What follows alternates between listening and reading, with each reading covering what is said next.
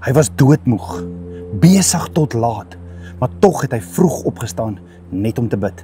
Markus 1 vers 35. Jesus, die Seun van God, het nie net mense bedien nie.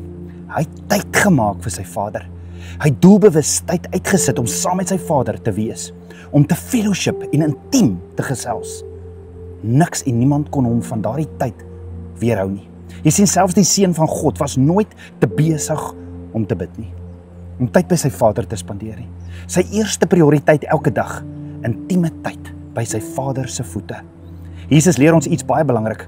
As ons nie die depositos doen in die bank van gebed nie, kan ons nie ons kaarte swipe deur die dag nie. Jy sien, ons wil dikwels net vinnig 'n kaart swipe, 'n kort gebedjie bid vir hulp, maar maak nie die depositos in ons gebedslewe tyd by sy voete nie. Die evangelies leer ons, Jesus het 'n spesifieke tyd gehad om te bid. En Lukas 5 vers 16 bevestig dit wat sê, maar hy het hom op 'n verlate plek afgesonder en gebid. Jesus se gebedslewe was nie lig geraak nie. Dit was gereeld, dit was voorspelbaar en doelbewus.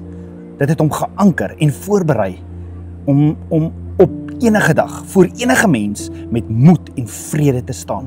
Hoekom? Omdat hy eerste in die dag sy knieë voor die Skepper van hemel en aarde gebuig het. Uit Lukas 9 vers 18 sien ons, Jesus het sy tyd alleen met Vader begin. En eers daarna het die disippels by hom aangesluit.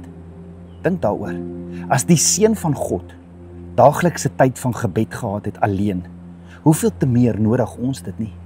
Jy sien, ons verhouding met Abba Vader is nie net vir die naweek of vir spesiale geleenthede nie.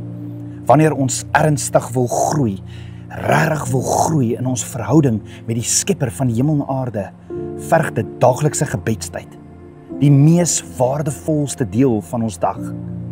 Dit word 'n afspraak, eerste in prioriteit, ongeag wat ander dinge, watter dinge ook al wil kom inmeng. Jy sien, die wêreld probeer ons daagliks ons gebedstyd steel, want dis werk, dis kinders, dis verkeer, daar's verantwoordelikhede, en dan bid ons maar sommer net so in die verbygaan. Maar wat as die Skepper van die heelal sê, ek wag vir jou, ek het 'n afspraak met jou my kind, ek wil jou wys wat ek vandag vir jou beplan het. En dan raak ons net te besig vir hom. Jy sien, hierdie afspraak met Vader is heilig, is afgesonderd, is heilig, en niks mag dit onderbreek nie. Geen e-pos nie, geen WhatsApp, geen sosiale media, geen telefoonoproep nie. Jesus het tyd gemaak vir gebed, en net so kan ek en jy. Want hierdie daaglikse doelbewuste tyd met Abba Vader vorm die kern van ons geestelike lewe en hou ons geanker, gefokus en vol vrede. Maak tyd soos Jesus.